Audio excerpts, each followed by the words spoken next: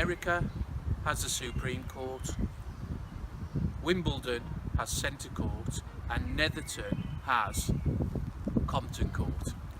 Welcome to an Enton News special on the demolition of Compton and Arley Court.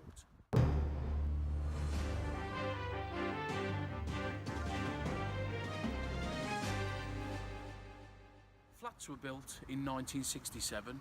They took around 13 million bricks and around 600 tonnes of raw concrete. This year, or later this year, they're going to be knocked down.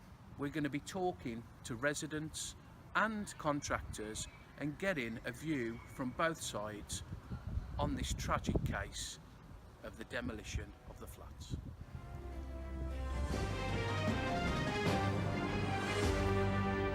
We have here Mr. A. Swift, a resident of Compton Court for around 25 years. He's covered his identity because he fears reprisals from the local authorities. Obviously you've seen a few comings and goings over the past 25 years. Any residents that have stuck out for you over that time? Well, there was a lovely lad. He only lived just there. And he had a fruit machine in his front room. He used to put on some lovely parties where all the local community would gather and we'd all have a good time, cause no bother to no one except every single person in the flats, and we'd just enjoy ourselves. Well, there you have it. It's a view from one side of the fence. Later on we're going to be looking at the other side of the fence, which is the contractors tasked with demolishing these flats. Let's go inside and meet some of the other residents. We're here in the chute part of Arley and Compton, where most of the refuge gets disposed of. We're going to be meeting a young lad, Brian Hervey. Now, he's quite new to the flats. He's only lived here about 2 years. His story is quite phenomenal though. Let's meet Brian. Hello Brian. Hello. Hi. Brian, we're here with Netherton News, just doing a piece on the flats. Am I famous? And I just want to ask you a few questions about your time here over the last 18 months. What sort of feeling do the residents, how welcome have these residents been towards you? How welcoming? Really welcome. They're very friendly. They give you free drugs. It's great. And can I just ask what type of people live here in terms of, we've seen quite a broad mix of people living here. I just want to know from you what type, you know, the broad spectrum of people that live in these flats. Gangsters, genuine people like me, just nice really. And without being too personal here, Brian, how did you end up in these flats? By default, that's what the council said. They just put me here. Okay. And these flats are looking at being demolished at the end of the year. Are you aware of that? No. Well, the council originally were going to take these down in 2023, but they've brought it forward now to the end of this year. I'm going to lose my house? Yes, Brian. They can't do that. Well, there is a rehoming strategy, sending some of the residents to the surrounding areas, places like Cates Hill, Wensbury. I don't like it there. How would you feel about moving to King's Heath? Where's that? It's about 10 miles away. It's a lovely place. How am I going to get there? On the bus. I'm not allowed on buses. Okay, so we've got some views there from Brian, and yeah, thank you for that, Brian. Cheers. Thanks for telling me I'm homeless again.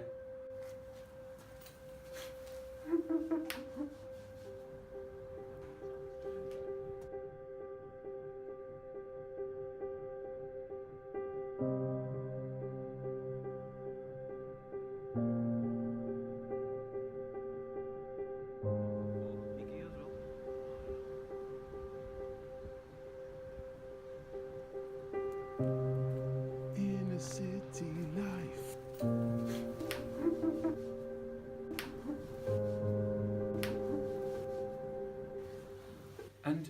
Would you say there's a class system at play in these flats? Oh well, yeah, well, you know, you tell people from Kilburn you live in Compton Court or Arley Court, they look down their noses at you just because they got a back garden. They think they're better than us. Well, I'll tell you what, they might have a garden, but look at this here. Look at this all round. You look what we got. Bloody lovely here. It is a lovely reception. Why they would want to demolish this? I tell you what. You know what we used to have years ago? We used to have 2 security guards. They used to sit there and look after the old folks, make sure they was all right, bring the shopping in. Well, we soon sit the old folks off. We're here on the 14th floor and look at the view that the residents have enjoyed for the last 45 years.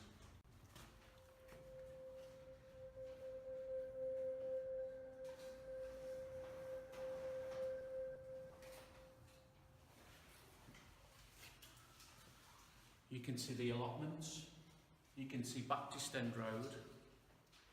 I can just make out the Craigleith Tesco if you look really closely. It's a lovely view, but not after next year. We've heard from some of the residents, now let's hear from some of the contractors. In person we have Declan Wade from Wade & Wade Construction. He's tasked with blowing up these flats, and what a task that is. Hi Declan. Hi. Can you just talk us through how you would go about knocking down a 14-storey structure like this? Well, obviously, in a built-up residential area, it's quite an arduous task. You have over 14,000 tonnes of concrete to bring down. And we're going to try to get the flats to fall to the west. But, I mean, if they fall to the east, some of the houses around here, I mean, it wouldn't really matter, would it? I mean, you know, they've seen better days. And there is quite a concern locally about dust. So how would you control the dust issue when you fell these babies? Well, we have been doing a survey on when people put the washing out. And people tend to put the washing out on a Wednesday. So I think we're going to drop them on a Sunday. And Declan, how long has your company been trading, and how much experience have you got in knocking down these type of structures? The residents needn't have any worries from the surrounding areas. We have over 18 months experience in this kind of demolition business. That's my farm going there, sorry. Oh, that's Patrick over at Shard End. He's doing a big block over at Shard End. Yeah. Just mind if I get these. All right, Patrick. Patrick? What do you mean? What do you mean they've landed in Aldi's car park? Paddy? You're going back to Ireland, Paddy? Right. And Declan, it's been a thorny issue with some of the residents in terms of the authority's role in this demolition and the links between Wade & Wade Construction and some of the higher members of the authorities. Can you, here and now, address the residents' concerns about any wrongdoing from the authorities? Look, I'd like to just say it's a coincidence that I'm the brother of one of the main people who has been said to be in the orchestration of the demolition of these flats. It's just coincidence that I have got the contract to demolish all of these flats in the local area. You know, I mean, it's just mealy-mouthed accusations from jealous people.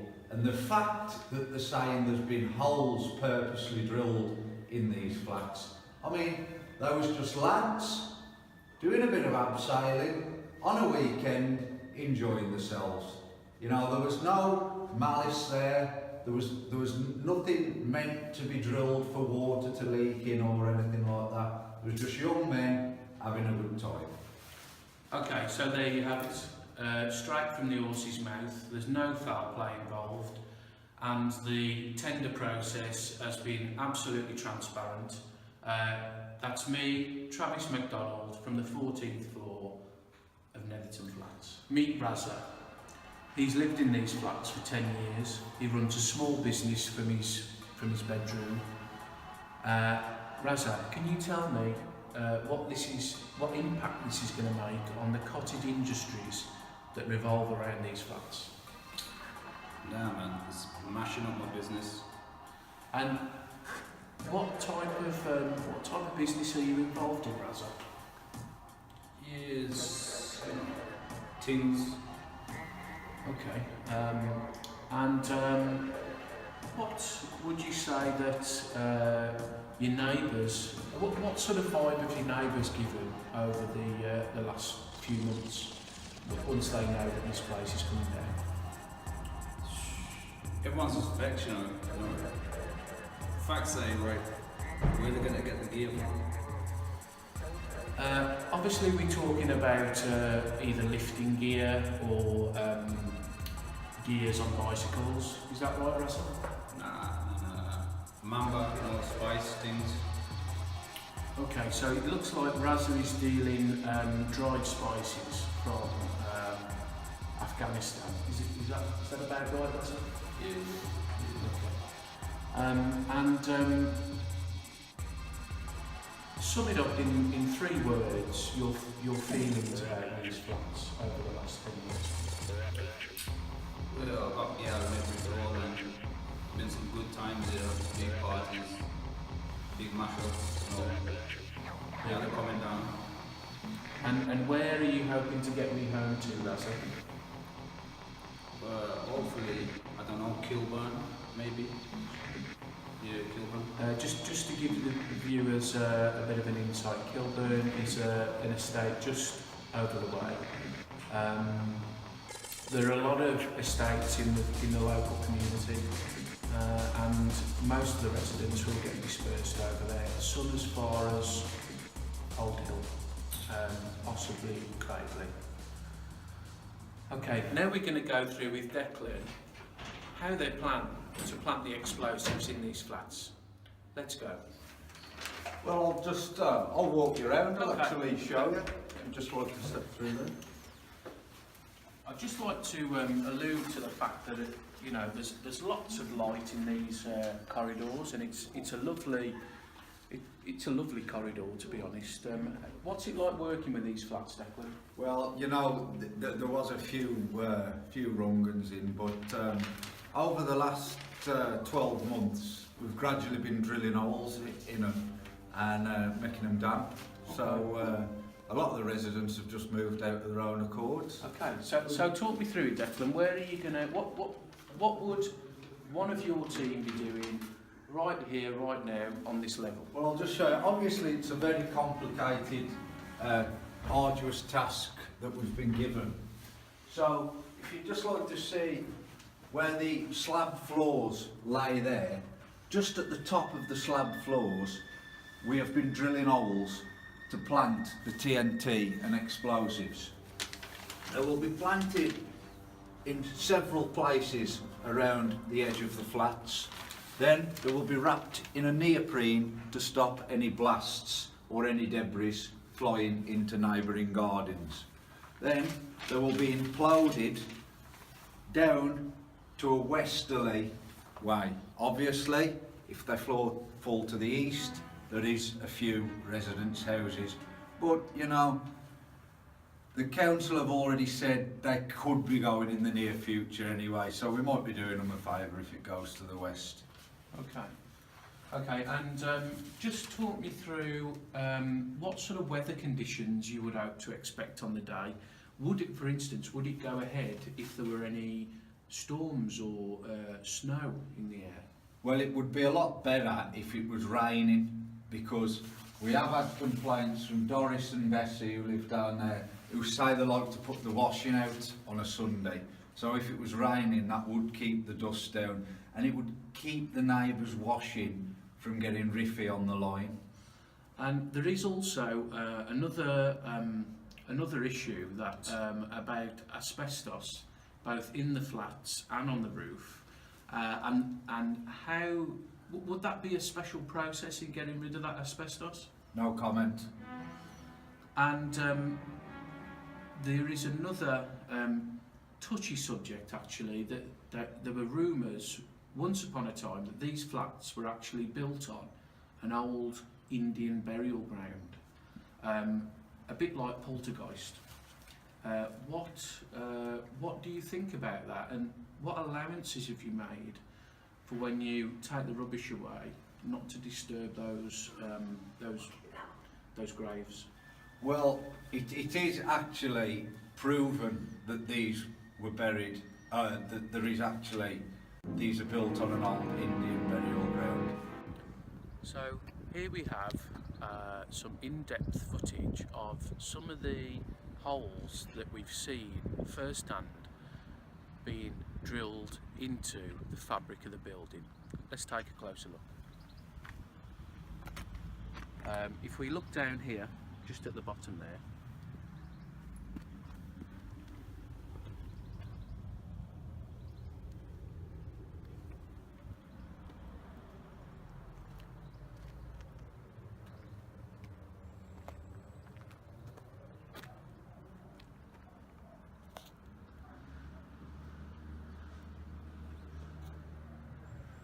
we can see that these holes have been drilled over the last 2 years, and if we come round the corner, we'll see a few more. Look, here we have it. Someone has tried to put a bit of wood in that one, but you can see all the holes. You can see them scattered around. Now, from what we know, the repairs and maintenance budget for these flats has been used to contract abseiling companies to drill these holes, which is a bit fishy to say the least.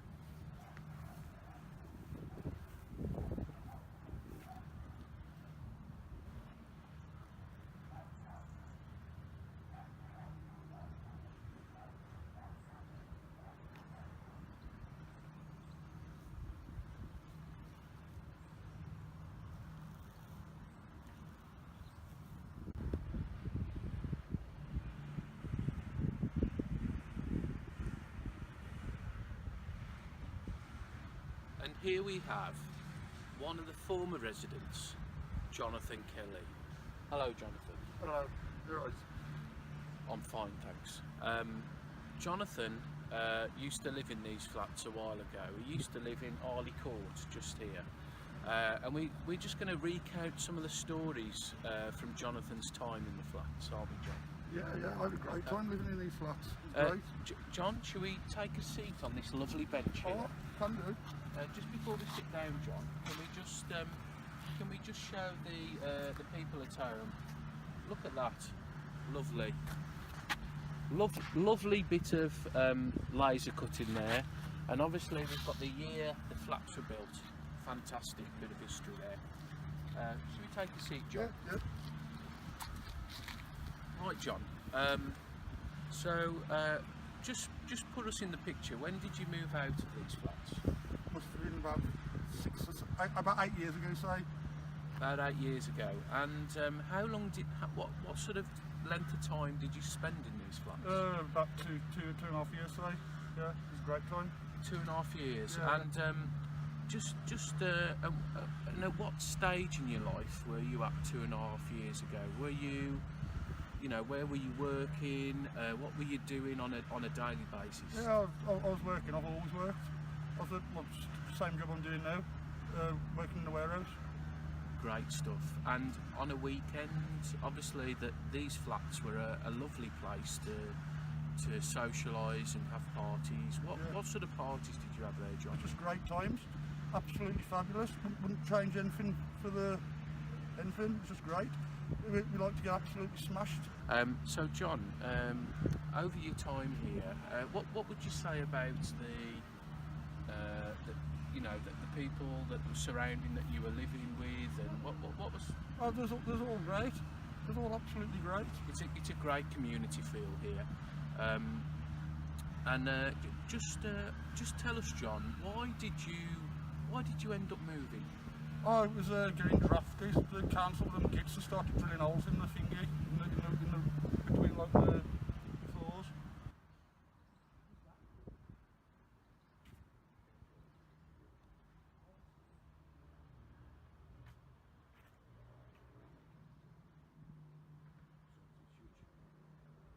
And this was 8 years ago. Yeah.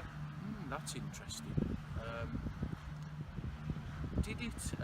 So basically, that affected how long you stayed in the Yeah, flats of course because it did. it was getting cold, I would imagine, in the winter. Yeah, it was very cold, very cold. Okay. And did you see any of the contractors there drilling holes? Did you ever see these holes being drilled? Yeah, I did. Definitely, yeah. And what were the people wearing who drilled the holes? There's a lad sailing down the building in, is it green? Green and high vis. Okay, there we have it. Green overalls, high vises. Well, I think we'd better leave it there, John. Okay. It was lovely meeting you. Yeah, great. Yeah. Nice seeing you. Yeah, thank you. Yeah, Cheers, man. Jonathan. Cheers, Bye bye.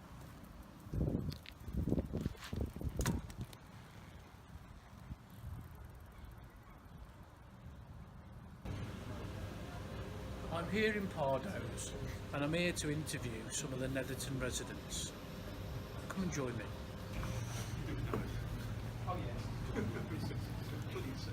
I'm with Netherton resident Bob. Bob has lived here for 12 years. Bob, you must have seen some comings and goings over those 12 years. Have you got any funny stories about the flats?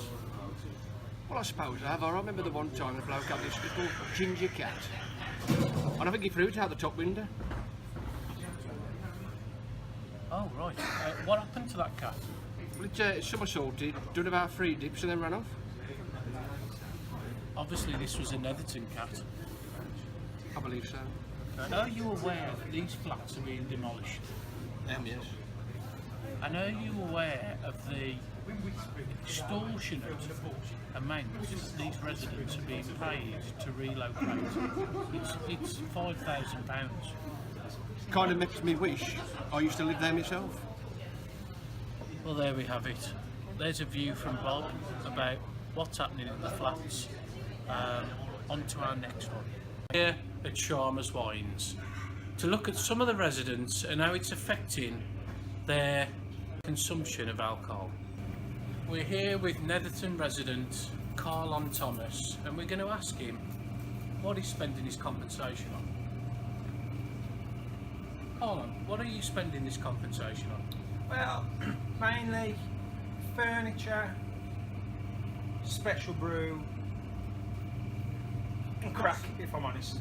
There's a lovely selection of wines, beers and spirits in Sharma Wines, and we're going to interview the owner of Sharma Wines and see how the demolition is affecting his trade. Let's have a chat. Hello. Sharma, what impact is this having on your business at the moment? Well, it's likely to have later on in December when they are dropped. How are you preparing for this? Oh, it's a tough one. At the moment, it's all lovely jubbly, as they say. But come December, we don't know. Hopefully, they're still within the area. Yes, and there you have it from local shopkeeper Sharma, and just on the impact to the trade that it's having. Let's have a look at some of the people that are in the shop at the moment. Oh, hello. Oh, hello. Look who we bumped into. Declan Wade. Wade and Wade Demolition. Declan, can I just ask why you're in the wine shop? Well, I'll just get in a bit of something for the lads. We've had a long day. You've had a long day. And what have you been doing today, Declan? We've just been prepping. We've been prepping for the imminent demolition of the flats, drilling holes. And what have you? What do you think about the compensation that's being handed out to the residents? I think the compensation's very fair, but I will admit the compensation has cut a bit of a hole in the demolition budget. so I've had to outsource for personnel. Now, I wanted local lads on the job, and I've managed to get local lads on the job. There's a lovely little campsite up Lister Road. I've got a great bunch of Romanian lads up there. You know, I've got them on £2.75 an hour. They've all got national insurance numbers and everything. You know, I'm keeping the work local. They only live up Lister Road, and it's, you know, you have to bounce and roll with the punches, see. You know, so I think it's a good thing that they've got the compensation. But you know, in other areas we've had to kind of and move around just so that these can come in on budget, because I don't know whether you know, my brother's in on the council, but that £2 million was just resting in his bank account. It was just resting there. I mean, it was nothing to do with the actual demolition of the flats. Well, to be honest, there is a lot of controversy about this, and I'd like to speak to one of the other residents, Carl and Thomas, about what his what his views are on the flats.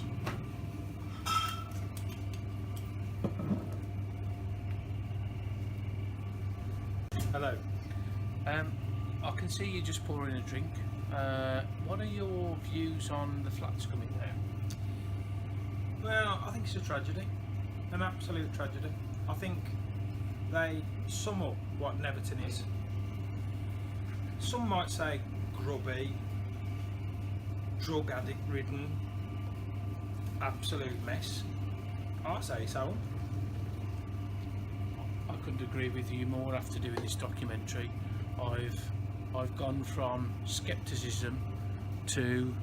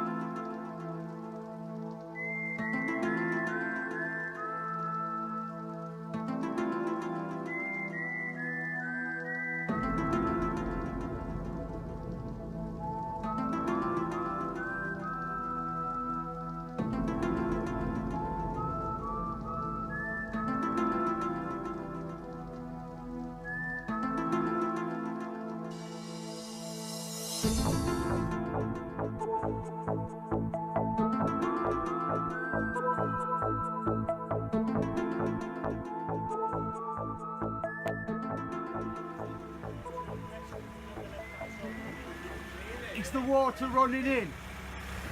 Can I just tell the viewers what's happening here?